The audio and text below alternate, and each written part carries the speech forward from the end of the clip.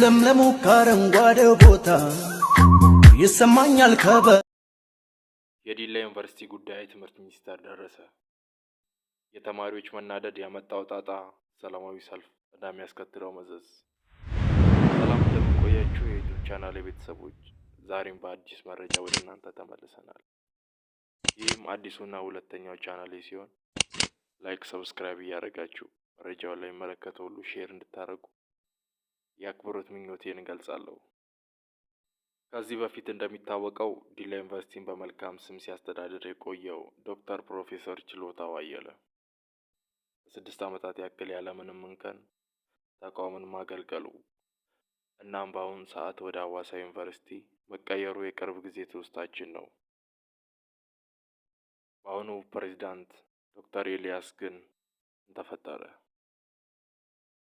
በ2016 የአቅም ማሻሻያ ማለትም ሪሚዲያል ኮርስ ለመውሰድ ዲላ ዩኒቨርሲቲ የተመደቡ ተማሪዎች በመልካም ውጤት ወደ 2017 ማለትም ፍሬሽማን ገብተው የነበረና ኮርሶቹንም ተከታትለው የጨረሱ ሲሆን አሁንም በዲፓርትመንት መረጣ ጊዜ ግቢው የሰጠው ኮርስ አውትላይን እንደማይገባቸው ተማሪዎች ቅሬታ በማሰማት ላይ ይገኛሉ።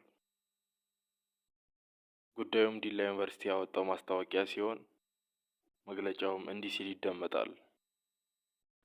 ለአንደኛ ዓመት መደበኛ ተማሪዎች በሙሉ እንደሚታወቀው የአንደኛ ዓመት ተማሪዎች የመጀመሪያ ዓመት ሁለተኛ ሴሚስተር እንደተጠናቀቀ ወደ ተለያዩ የሙያ መስኮች ማለትም ፕሮግራሞች ትመደባላችሁ።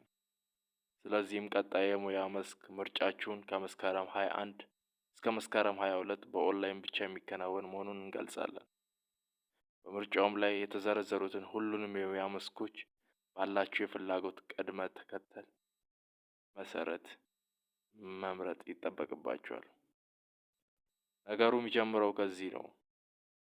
ለተፈጥሮ ሳይንስ እንዲሁም ለማህበራዊ ሳይንስ የተሰጡ ዲፓርትመንቶች ውስን መሆናቸው እና አብዛኛዎቹ የሶሻል ሳይንስ ዲፓርትመንቶች ከቲቺንግ ጋር የተገናኙ መሆናቸው ተማሪዎችን ሊያስቆጣ ችሏል።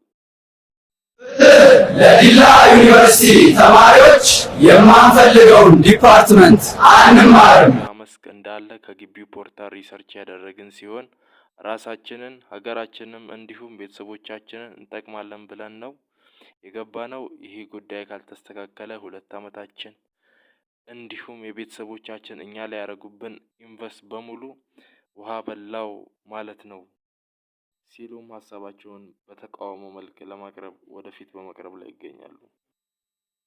ሀሳባቸውን በሰላማዊ ሰልፍ ለመግለጽ አሁንም እንደሚወጡ ያሉኝ መረጃዎች የሚያመለክቱ ሲሆን መንግስት ትምህርት ሚኒስቴርም መልስ ይስጠን ሲሉ ሁሉም ተማሪዎች በአጽንኦት እየጠየቁ እንዲሁም የለመኑ ይገኛሉ። ይህንንም ሀሳብ ኢትዮ አዲስ ለዲላ ዩኒቨርሲቲ ቅሬታ ባቀረቡ ልጆች ጋር በመሆን ከኤፍቢ ኮሌጅ እና ከኮምፒውቴሽናል ኮሌጅ የወጡ የሚገኙ መረጃዎች ከተጨማሪ መረጃዎች ጋር ይዤ በድጋሚ መጣ ይሆናል። ክቡራን ሰዎች አዲሱ አካውንቴን ሰብስክራይብ በማድረግ ጉዳዩ ላይ የሚመለከተው ሁሉ ሼር እንድታደርጉ በአክብሮት እጠይቃለሁ። ከተጨማሪ ከአዳዲስ መረጃዎች ጋር በድጋሚ እስክንገናኝ መልካም ሳምንት።